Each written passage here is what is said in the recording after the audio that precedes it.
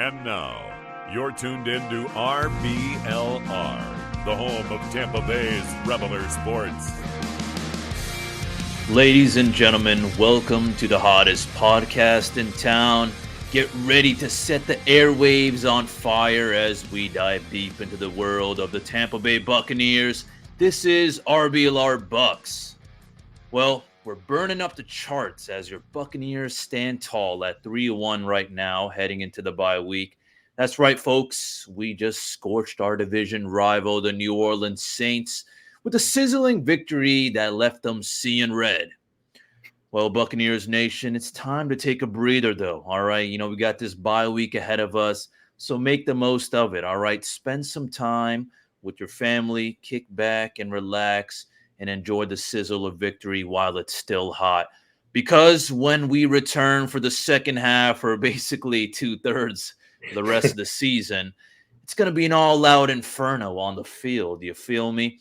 So that being said, keep those pirate flags flying high, Buccaneers faithful, and stay tuned to us as we set those airwaves ablaze with the latest news, insights, and those scorching hot takes on your favorite team, of course. There is absolutely no excuse for you not to be fired up and passionate for our Buccaneers this season so far. And speaking of all this fire, I hope you have your fire extinguishers ready because we have an explosive show lined up for you today. But before we dive into the playbook, I've got to introduce you to the man. Just like the rest of us here at RBLR, the man ignites this podcast every single week, repping that creamsicle orange Derrick Brooks jersey. The man is the sultan of stats. The man is a flame of football knowledge. The man is the one and only Carter Brantley. Carter, the mic is yours. How we doing, man? I'm doing wonderful. Living lavish. How about yourself, Musab? How you doing? So far, so good. Obviously, we're heading into the bye week, so a little kind of a bummer just because it's only week 5. But hey, Right. we're standing as of right now 3-1, so that makes me happy because I don't think a lot of us would be thinking this is how it's going to be coming into that bye week. Yeah, not at all. I don't think many people had the Bucs at 3-1 at the top of the NFC South going into this week 5 bye week, but here we stand, and that's how it be. It's fantastic. It's been a wonderful start to the year, and we'll get all into it. And like you mentioned, the Bucs just took care of business against the Saints in the Superdome this past Sunday. I had the privilege of being at the game as a fan. I was just sitting in the stands. Me and my mom got to go, and it was a blast. That was a really fantastic atmosphere to watch the Bucs kick some butt. It was a really, I don't want to say fun game because it was kind of boring, and I hate to say that about a Bucs victory, but it's also a good thing because, it means that nothing exciting happened in regards to the Bucs making some really crazy, stupid mistakes. Didn't come down to the wire. The Bucs just kind of coasted to victory, and the Saints looked pretty bad. So all in all, very good. But, as a football fan, like someone who wanted to watch a good game, yeah, I was a bit disappointed. It was kind of a bummer of a game. But anyways, they obviously took. Well, you had any Saints fans harassing you? Oh, no. Were you repping the Bucs or neutral? I you were I wore a neutral? Pelican shirt, yeah, just because I wasn't trying to get. Yeah, I wasn't trying to get into any. You're repping Zion Williamson instead of Zion McCollum. Is that what it was? No, no, definitely not Zion Williamson. I'm not trying to rep him. It was just a generic Pelican shirt, just because I figured, just easy breezy, beautiful cover girl. I'm not trying to get into any weird shenanigans. But yeah, it was definitely a blast. It was really fun. The food in New Orleans is obviously unmatched. But yeah, it was a great atmosphere for sure. But getting back to the game, the Bucs hit both overs. We did that fun little thing about the rushing yards thing. If they were going to hit 2.5 yards per carry and 75 rushing yards, they went over both of that. So I know Zach's not here, so it's kind of a bit of a question that maybe you might not be able to answer as well as Zach, because Zach seemed a little more done with Rachaad White. But are you a little bit more inclined to be excited about him after a relatively decent performance, or you're still expecting more from Mr. White? I'm still expecting more. Again, it was a mediocre performance. I guess there was some kind of nice things to see, just from the running game. He did pretty darn well as well with the passing game. He got that one nice run right before the end zone. I don't know. I mean, I'm kind of just a little indifferent at the moment. For me, I'm just thinking, I guess it's kind of a step forward a little bit. But, the thing is, although we couldn't establish much of a run game, we did kind of keep the clock moving with those kind of short throws, and Baker's did look good. So that was something, nice to know, is at least we weren't completely just depending on our running game to succeed. But overall, I mean, even Keyshawn Vaughn didn't see anything either. So um, I don't know. I want to still kind of give them the benefit of the doubt, but I don't know. What's important now to see is, how we do after this bye week, just because it's been a weird, I guess, couple games. Bears and Vikings are just, they're crap. And then the Eagles are Super Bowl contenders. And then the Saints were our rivals, but honestly, I was expecting more from them on the defensive end. Didn't really see much. I want to give a shout out to people like Luke Kadecki and the rest of the O-line as well for kind of doing a good job. But that's really about it, though. I feel like Eagles was our really kind of only dominant matchup we had with the run game. They absolutely embarrassed us, and that's what kind of still makes me a little bit worried. What about you? Yeah, I mean, it's definitely still not a strength. You're not going to hear about the Bucs running for 150, 200 yards anytime soon. That's for sure. But at the same time, like you mentioned, it's a step forward. It's certainly, it shows that they can at least, they don't have to completely abandon that phase of the game, which I think is really encouraging because last year it would just get to a point where, all right, we clearly can't get anything going on the ground. Tom Brady just aired out, and Baker Mayfield, unfortunately, is not built like that. This offense is not built like that. There are very few offenses that are built like that. It's pretty much Patrick Mahomes, and that's it. There's no offense in the NFL that's going to thrive or survive or be successful that just, cannot run the ball whatsoever. So, it's definitely encouraging, at least a little bit, to see them not totally rely on the air game.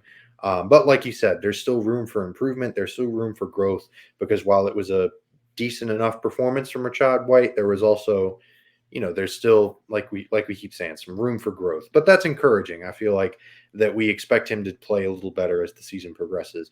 But speaking of, we're speaking mostly on the offensive side of the ball, and we'll move on to Baker Mayfield because he had his, his little scary moments there in the game. He threw the pick to the silly pass down the field to Godwin that got picked off, and then he had a play in the first quarter that really should have ended in an interception. It was a pass over the middle that just the Saints defender just dropped for whatever reason. So he obviously had his fair share of mistakes. It looked like he was pressing a little bit towards the beginning, but he also managed to calm down, settle down, gather himself, and make some really excellent plays. So what grade would you give his performance Sunday afternoon, Musab?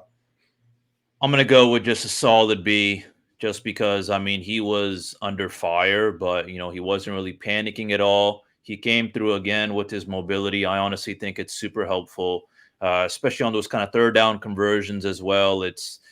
He's kind of he's a game changer for me, honestly. I'm really happy with what I've seen from him. Obviously, am I going to say he's perfect? Of course not. And, the interception was somewhat of a bummer just because fortunately we did make up for it. But then again, I mean, it just sucks just because, you really just want to kind of run over them.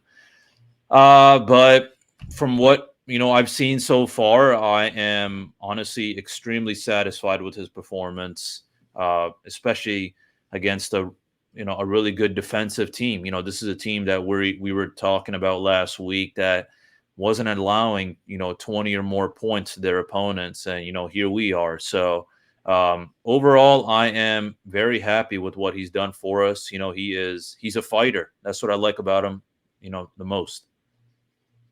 He definitely gets the people going, as they say in Blades of Glory. It's a really fun thing to kind of watch him do his thing. Like you said, the third down conversions are always really huge. He always seems to use his legs in the big moments, and then he does his little let's go, get all pumped up and everything. So that's always fun to watch. And yeah, I'm with you. I think a B is appropriate, maybe B minus. They didn't win the game because of Baker Mayfield, but they also certainly, he certainly didn't take away from them. They wouldn't have lost the game because of him either. So it was a really just solid, run of the mill game. And if Baker Mayfield plays like that every week, there aren't going to be very many games that the Bucs lose because their defense is playing really, really well. Just ridiculous. So shifting the focus to the defensive side of the ball, they've been really successful to start this year, but they've also played some pretty mediocre offenses. The Vikings, Kirk Cousins, they can't seem to hold on to the football. The Bears, obviously, who the hell knows what's going on with them? And then the Saints this past week, they looked rough. So is this kind of performances, are these kind of performances that the defense is putting up, are they sustainable, or are you kind of bracing for a bit of a fall off in production as the season progresses?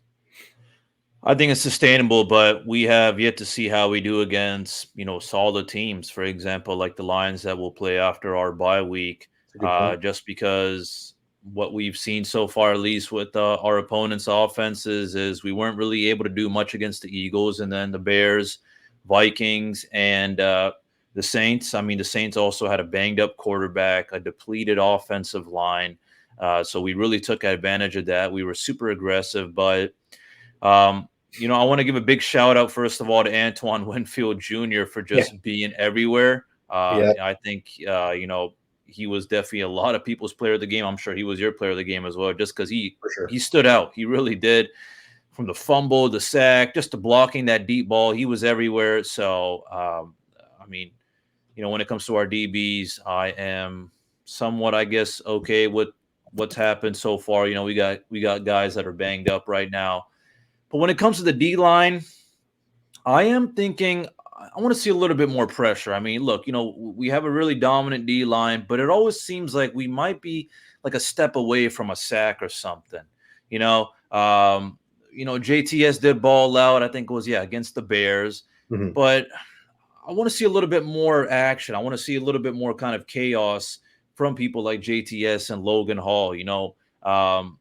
Maybe their role is what the Bucs want them to play, but it's kind of just that eating up the blockers and allowing that kind of blitz to get in. Maybe that's what it is, but I don't know. Where's your head at with that? Yeah, I mean, it's a very good point. The pass rush is something that I was a bit concerned about going into this season. But that interior is obviously so good, like Vita Vea and Greg Oh yeah, Gaines. Yeah, it's a really good front seven, really. So yeah, I mean, it's definitely a bit of a disappointment that they don't seem to get a little bit more pressure on the quarterback. But at the same time, they did it pretty well against the Bears and the Saints offensive line. As much as they've been maligned to start the year, everyone pretty rightfully so kind of takes a dump on the Saints offensive line because they've been really bad. So it is kind of a bit of a bummer that they didn't get a little bit more pressure on them. But at the same time, Derek Carr loves, I mean, you saw it Sunday. He just loves the dump offs, the quick little check downs and everything like that, especially because, like you mentioned, he had the banged up shoulder. yeah. I So mean, it that's seemed all like he could do.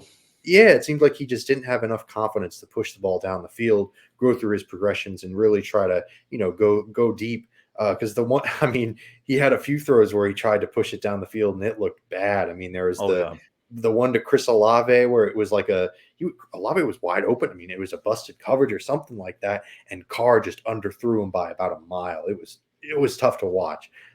So speaking of Derek Carr, this is kind of shifting the focus to the Saints perspective, but kind of keeping in with the Bucs just because we're talking about Jameis Winston, and obviously Jameis came in towards the end of the game and got his interception in. He said, "No, no, no, not so fast. I still need to throw my interception, hit my quota." But with all of that being said, the Derek Carr starting was kind of a surprise to all of us. I think we were all expecting Jameis to start, and they kind of switched plans. Carr got the start, fought through this injury. He looked rough. So, in my opinion, this might be a hot take. I still don't think the Saints wouldn't have won, but they might have been able to at least score a touchdown with Jameis under center because they were very one dimensional. They couldn't run the ball, but they also couldn't really push the ball down the field. So it was very hard for them to move at all against the Bucs. So do you think maybe the Saints would have been better off starting Jameis over Derek Carr? I think so. And the reason why I'll say that is because I don't think we really saw what our DBs were capable of doing, or Right. like a kind of true evaluation was what I would call it, just because of the way the Saints were approaching it, and the Yeah. way Derek Carr was banged up and all that. Our DBs are not perfect, and they have their slips, and it just makes me think, if you had a healthy quarterback like Jameis Winston. Shout out for that interception, Jameis. We appreciate that. That was a little Right. icing on the cake. But yeah, if he knows how to play, especially if he's healthy. He can definitely chuck the ball down there for sure. I think those passes like to Olave, I think would have come through for them big time. Had it actually worked out. It just makes me think, yeah, they probably would have been, yeah, maybe they would be able to get a touchdown. I would think Right. so. It would definitely be a different game for sure, just because their approach with Derek Carr was, he was just tossing a lot, just quick little passes. That was the only way to kind of get down the field. Those kind of deep passes were not working at all for them, and for that reason, I feel like, yeah, it definitely could have been a different game, just because it would have been a different game for our DBs as well.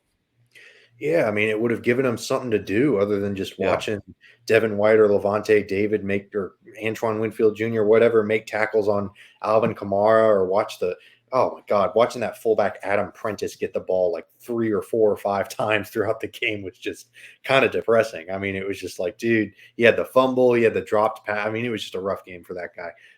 But yeah, I mean, Alvin Kamara had his golden PPR game without actually doing anything, because he had 13 catches for 33 yards. I mean, that's just not a good sign for an offense if you're scat back, running, receiving back, whatever you want to call him. If your running back has 13 catches, he better have like 150 yards receiving. Otherwise, he's not doing too well, and your offense is not scoring a lot of points. So I'm with you. I think that maybe Jameis would have been maybe a little bit better, surprisingly. But again, both of our predictions were based on the Saints playing Jameis Winston, and we both had the Bucs winning. So it wouldn't have changed my opinion of what would have happened in the game. I just think it would have been maybe a little bit more competitive. But regardless, the Bucs won, and that's all that matters. So speaking of the Bucs winning, who's your player of the game? I know you mentioned Antoine Winfield Jr., and that's my player of the game. He was dominant. He just was all over the place. He had a fumble recovery, he had a sack. I mean, he's that guy right now. One of the best safeties in football, without a doubt. So that's my player of the game. Who's your player of the game, Usai?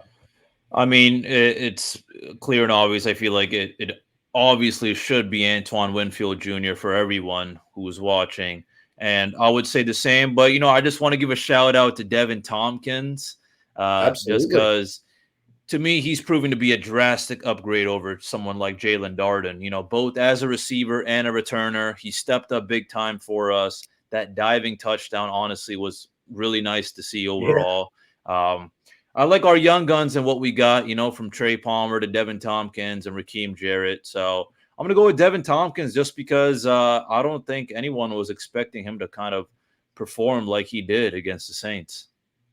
Not at all. I count myself as one of those people. He's a gadget guy. Like you mentioned, he's a return guy, kind of a Jalen Darden do-over experiment, so to speak. And he's been really fun in those little gadget plays, putting him in motion. They handed the ball off to him one time. And like you And he's mentioned, the quick. touchdown catch. Oh, super fast, Yeah. ridiculously quick, shifty as hell. And he's fun to watch. And it's really exciting to see the Bucs have that type of guy, because I can't tell you the last time they had a guy like that, because Evans and Godwin, amazing receivers, not trying to take away anything from them, but that's just not their game. Neither of them are, going to blow you away with their quickness or shiftiness. They're both very physical, and Godwin had a ridiculously good game too. I don't mean to shift any focus away from him. He had over 100 receiving yards, but it's Chris Godwin. That's kind of ho hum for him. So I'm with you. Devin Tompkins been a huge pleasant surprise so far this season, And yeah, I'm really excited to see how they continue to just kind of implement them into the game plan. Canales is obviously doing some really creative things with the play calling, which has been a really nice development, especially compared to last season. But another nice, I got a feeling Baker is gonna just land one nice deep ball to Devin Tompkins, and I yes, don't know who we're gonna be playing. But my hot take is he's just gonna leave him in the dust. uh-huh. So yeah, that's my one. If I could put a bet in right now, is Devin Tompkins over 40, 50 yards touchdown, just because you ain't stopping him once he gets that ball. Oh no, sir. He's leaving like you said, leaving everyone in the dust. He's a really exciting player to watch, and yeah, hopefully if he can kind of get through a blown coverage or something, yeah, that'd be really fun to see. But another thing that would be fun to see is to see our listeners copping some RBLR gear. That would be something really cool to see because I know the Rays lost today and they're out of the playoffs now, and it's kind of depressing. But the Lightning season is about to start, and the Bucs are obviously we're talking about it. They're 3-1. So if you're trying to show some support for the Bucs, or maybe you're even trying to get over the Rays loss because it was ugly. Rays, Bucs, Lightning, and Rowdies. We got it all. Check it out at shop.rblrsports.com. And I'll give you a promo code for you. That's Cannon, CANNONS, for 10% off your order. Definitely check it out, especially if you're trying to solve your Rays depression with some retail therapy. I know that's Hey, if you ain't gonna watch the Bucks, might as well go a little shopping online. that's right. I know that's Yeah. right. That's true. So yeah. Anyways, the Bucks have a bye week. It's week 5, and they already have a bye week. It's kind of weird, but it's a bye week. So Sunday there's not any Bucks game on. I mean, I'm still probably maybe going to watch a little bit of football. But Musab, what are you going to do this weekend now that the Bucks aren't playing? Yeah, I'll tell you this. I mean, yeah, I'll still be watching some football, probably run some errands as well, but most likely, and I'll definitely be sweating it out on fantasy because boy, do I need to step it up right now. I mean, I'm just not looking good in all my leagues right now. One of them, I'm doing absolutely horrible, and as you know, there's usually fantasy punishments in a lot of leagues. My league's punishment is you got to spend like 24 hours or something in an IHOP. I'm trying not to. Oh, Yeah, that's a popular punishment. I'm right. trying not to think, too hard about it just because I don't think I'm gonna lose. But then again, I might have to start prepping, as the season goes on, and if I'm still looking really bad, yeah, man, I'm just not that. I'm not that kind of guy that does really well on fantasy. Never have. Actually, one time I did go pretty far, but that was kind of a random crappy league with a bunch of just scrubs, I guess is what you'll call it. But yeah, what about you though, man? Well, I'm like the rest of America. I'm going to be worrying about my fantasy football league as well. All of them, all 5 of them. I've got 5 teams, and they're all kind of meddling along. They're all about 500, so kind of what you'd expect. But I'm actually headed to Key West on Friday. Ooh, okay. Yeah, just gonna take a trip. We're gonna spend the next week in Key West and just kind of hang out. My parents or my aunt and uncle have a timeshare in Key West, and my parents wanted to go down, wanted us all to go down and just kind of hang out with them. So we're gonna have a great week, just hanging out. It lined up perfectly because now week 5, the bye week. I don't have to watch any football on Sunday. If I want to watch something on the TV or whatever, I can, but I'll just be hanging out by the pool, mostly just trying to relax, just having a good time. So I'm excited for sure. But yeah, that's kind of my plans for the weekend. Hell yeah. Um, Okay. yeah, for sure. It should be a good time. But moving on to some more football related topics. Big picture, we're obviously a Bucs show, but they're in the NFC South. And the NFC South looked ugly this past weekend. The Falcons got dominated by the Jaguars. The Panthers lost to the Vikings. I mean, it was an ugly weekend for sure. And I just wanted to, give me something on the NFC South as a division other than the Bucs, because man, it looked rough this weekend. Yeah, Carter, it's going to continue looking rough for a lot of those NFC South teams, even though there's only 4. So I don't know when I want to say a lot, but No, but the Saints, the Saints, I don't know. I mean, they're going to have to, we're going to have to see what goes on with the whole Derek Carr injury and all that. I mean, they're not perfect. They're probably the closest kind of matchup to us, if you even want to call them a matchup at this point. I really do look forward to our next game with them, just to see how it actually goes if Derek Carr is healthy and they kind of change up their strategy or whatever. But I'll tell you this: the Falcons and the Panthers, they better start planning their future and their draft picks they want to get in 2024. Because when it comes to the Falcons, outside of Bijan, I don't think they have a consistent passing attack at all. I think Ritter is awful. We keep saying step forward with our Buccaneers, week by week. And the way I see it is it's a step backwards for them because it seems like they were doing kind of better with Marcos Mariota. So I'm wondering, what the Falcons ought to do with Desmond Ritter. I was actually looking at, I don't know how I ran into this stat or something.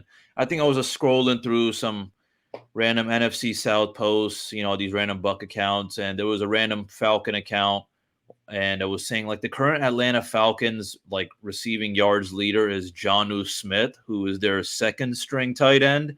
Yeah. So that ought to tell you how the Falcons are looking. You know what I'm saying? Yeah. I don't know. Maybe you think differently about the Atlanta Falcons. Where's your head at? Yeah, I mean, the Panthers aren't even really worth discussing just because, man, Oh it's just God, no. brutal. Yeah, I mean, it's bad because offensively they have Bryce Young, and then he's got no one to throw to. They're And their wasting his offensive talent, man. They really are, and the offensive line looks bad, and that was supposed to be a strength of theirs, which is it's tough to see. They've taken a pretty big step back because they looked somewhat competitive at times last year, and you thought, oh, well, throwing Bryce Young into the mix, that's going to be fantastic. But they really missed DJ Moore because they don't have any playmakers on the outside whatsoever. And then, yeah, the Falcons. I mean, good. I'm a Kyle Pitts fantasy owner in one of my leagues, Oh, so am unfortunately. I. Yeah, it's horrible. It was I'm on embarrassing, the man. yeah, I'm on the verge of dropping them. I mean, it's just the Falcons have spent 3 straight years of first round picks on skill position players. And Bajan has been fantastic and he's a really great player. But my goodness, Drake London and Kyle Pitts just look kind of lost out there. They don't Yeah. look great. Whether it's their fault, whether it's Desmond Ritter's fault, some people blame the offensive line, whatever the case may be, they're not getting it done. Clearly, the formula is not working. Good teams are built from the front back, and the Falcons have not done that at all.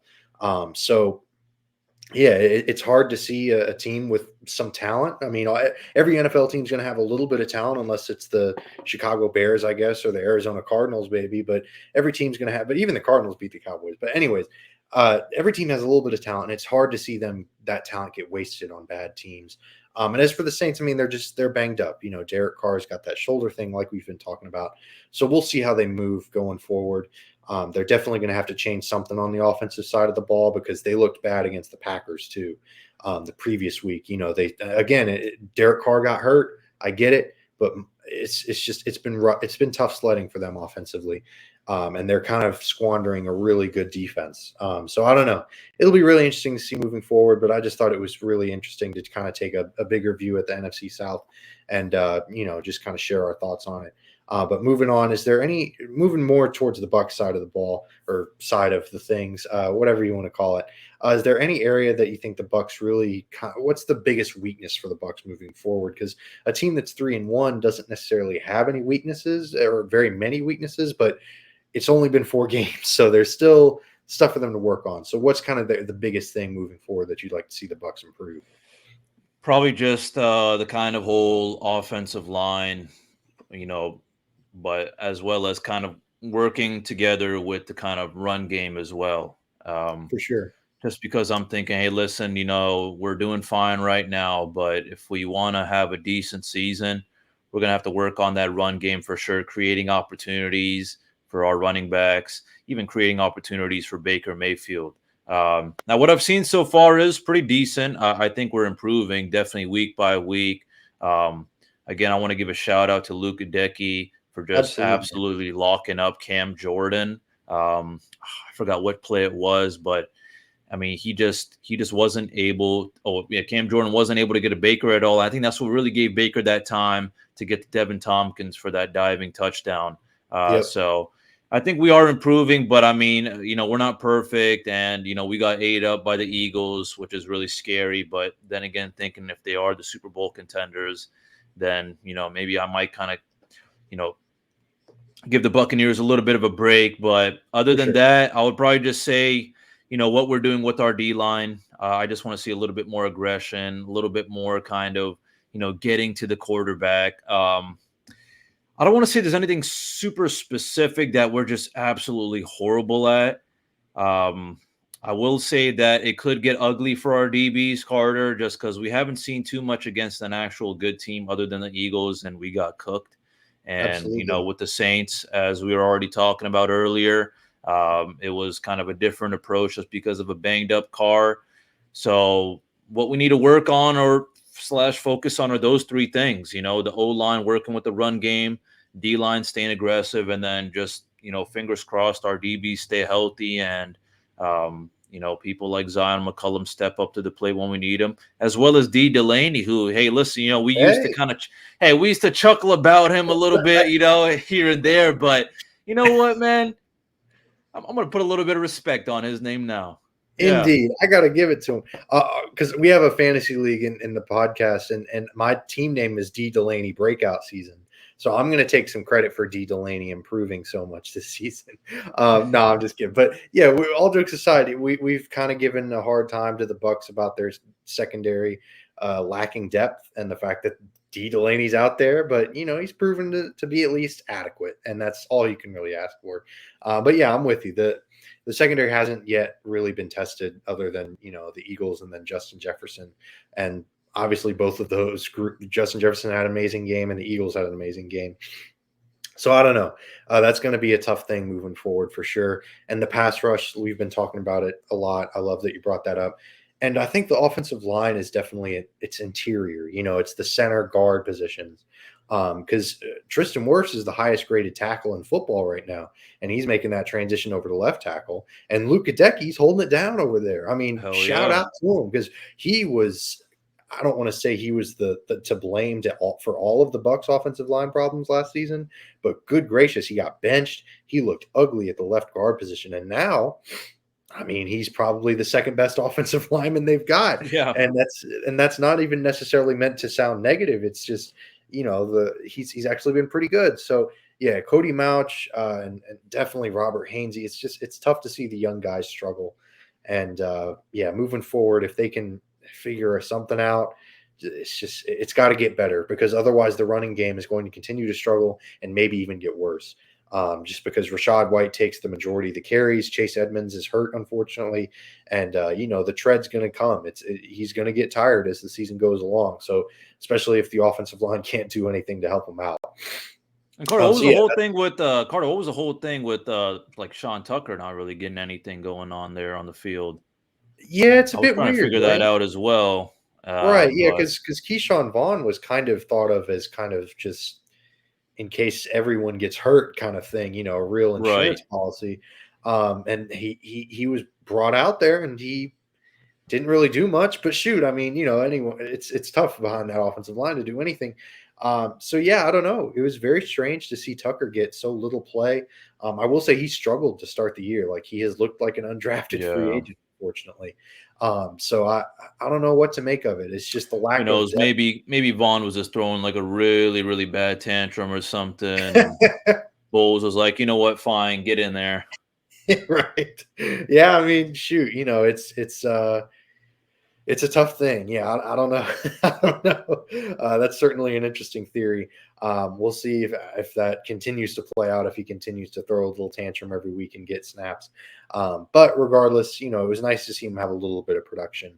But moving on, we've got a quarter of the season down. I know we were talking about the fact that the bye weeks come so early. Yeah. So who's your MVP for the first quarter of the season? I know it's not exactly a quarter of the season that they play 17 games, but if you had to give an MVP award to any Buccaneer player right now, who would it be?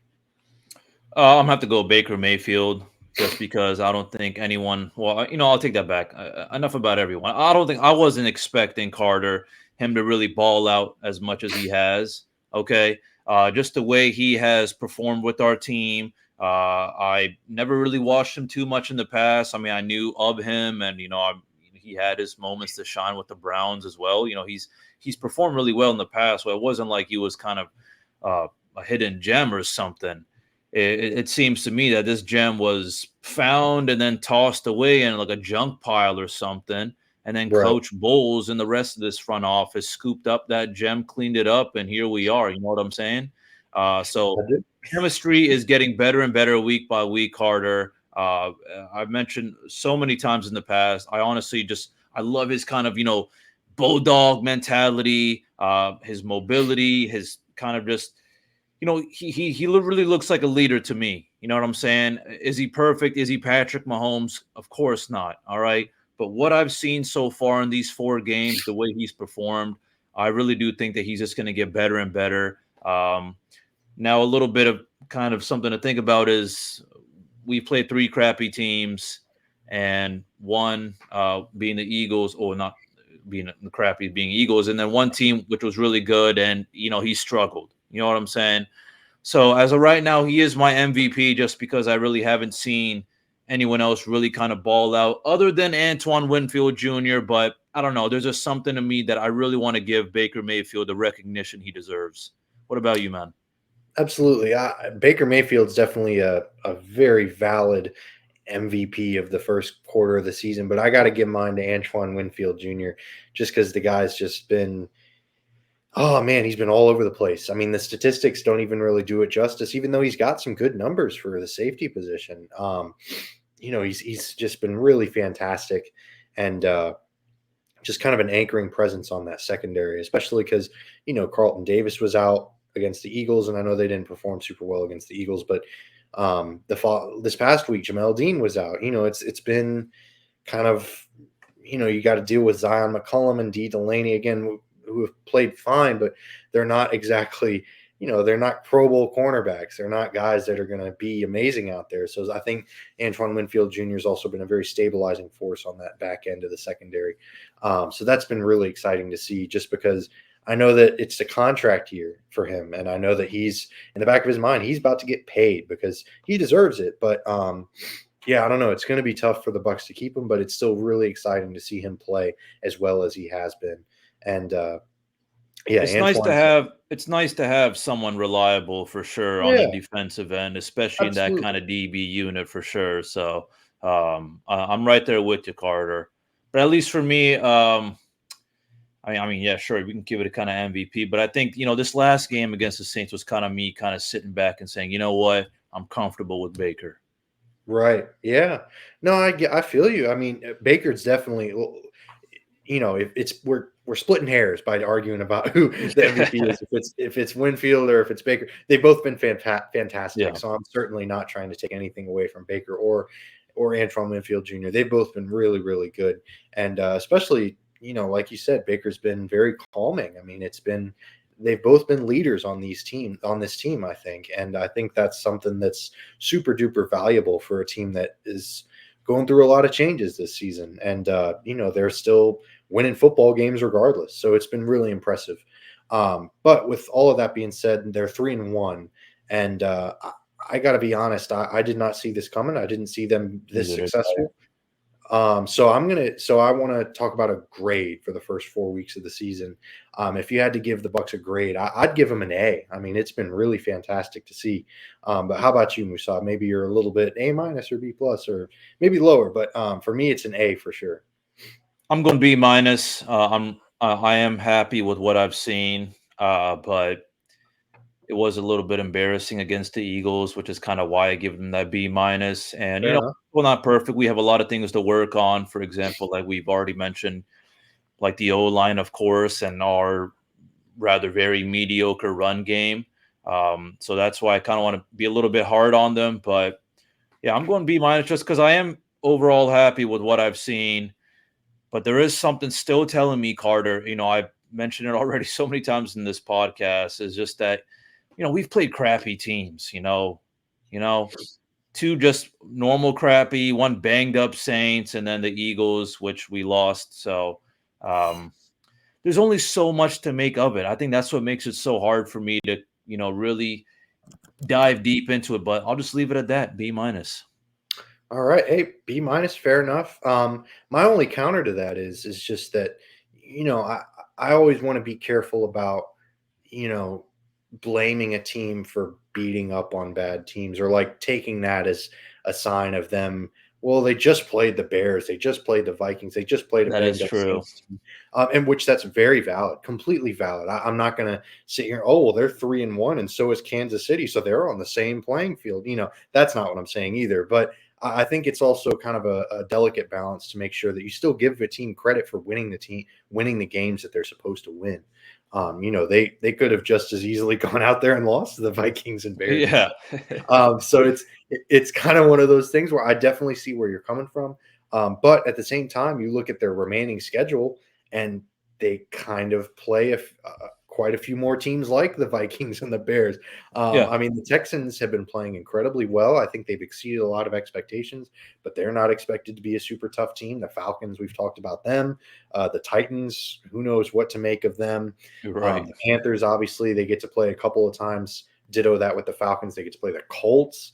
They get to play the Saints again. So I guess my ultimate point is that, they've got a lot of winnable games against, like we've said, crappy teams. So I Yeah. think that if they just continue to win crap against the crappy teams, they can lose against the good teams because they've only got like 3 or 4 of those games left. So I don't know. It's a very interesting and a very delicate balance to watch because I think my expectations of this team were much lower than they've played. And I don't know. I don't want to speak for you, Musab, but I kind of expected them to lose a lot of games against the crappy teams. So I've been very, very, very impressed with how they've played. So that's kind of my reasoning for the A. No, Uh, man. Now that I think about it, man, you have a point, Carter, for sure. But what I will say is, hey, in the past we've lost to crappy teams. Later on in the season, we've for we've sure. beat better teams, and then we've lost to crappy teams. So, That's the NFL, baby. um, Yep. yeah, I guess I'll just leave it at that. Is you have a point, but I don't know. I just don't think that I would give them an A just because we're not really kind of running over these opponents either. That's And a we're very not good just point. all sunshine and rainbows, minus the Eagles game. It's not all sunshine and rainbows. And I think we have a lot to work on. But overall, I will, just to make you happy, fine. I'll give them a solid B. No, I'm not trying. No. You stick with the B minus. That's your grade for them. And like I said, I understand it. I think that they're an above average team right now. Oh, for Um, sure. and speaking of, they released these power rankings recently, and they had the Bucs at 10, which I'm not saying I'm surprised or disagree with, or I'd love to hear your take on it. I don't know. I did not see the Bucs as a top 10 team going into this season at all. And a lot of those same power rankings had them at 27 before the season, or around that area. So I don't know. What did you think about that? The ranked 10th in the NFL. I thought that was a bit high, but at the same time, I thought about it and I was like, well, shoot, they're 3-1. They should be the 10th best team in the NFL. That's what I was thinking. I mean, they're 3-1. They ought to be, top 10. But those rankings will change for sure. I think not just for our Absolutely, team, but for a lot of teams as well. So I try not to think too much about those rankings for just sure, because everyone also has a different schedule and things 100%. happen as well. Sometimes teams are kind of crappy in the beginning and then, their guys are all healed up and they start balling out, or some teams just the other way. They're looking good in the beginning and then they just crap the bed, in the second half of the season. So, but makes sense to me. Hey, 3-1, top 10. I'm with it. Yeah, I'm with it as well. I mean, it's a weird season this year. The NFC seems to be the 49ers and the Eagles and maybe the Cowboys, and then there's a big drop off. So yeah, I don't know. It's a weird football season, and it's going to be fun to watch going forward, and I'm really excited for it. So, kind of taking a big. I want to hit you with another kind of over under kind of thing, but this is very long term since it's the bye week. Uh, Over and under 8.5 wins for the Bucks for the season. You go in you hitting the over? You think they hit 9, or are you going the under? Ooh, I'm going over. Ooh, over eight and a I'm half. going Okay, over. I'm going all over right. for sure. Yeah. All right, I dig it. I'm going to go over as well. I don't think they're going to hit it by a lot. I think they Oh might yeah. go at 9 or 10, but I think they'll hit it. And I think that exceeds my expectations by a lot of this team at the beginning of the year. So yeah, that's kind of our call. That's kind of our prediction to wrap up the show because usually we predict the games in the regular season, but since it's a bye week, I figured we'd throw something fun in here. But as I said, we're coming to the end of the show. We really appreciate y'all for tuning in. We'll have Zach hopefully back next week, the Zach Attack, so he can tell us all about how great Baker Mayfield is and how they need to cut Rashad White and all that nonsense. So we'll have him back next week. But for now, we really appreciate y'all for listening. Definitely hit that like and subscribe button if you enjoyed what you heard. Give us a follow at RBLR Sports on Instagram, Twitter, TikTok, and Facebook.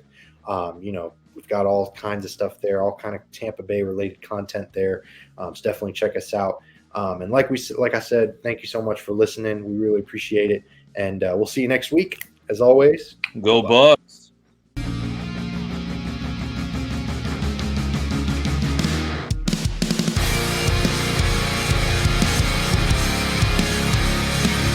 Thank you for tuning into this presentation by RBLR Sports. On your way out of the stadium, please remember to like and subscribe.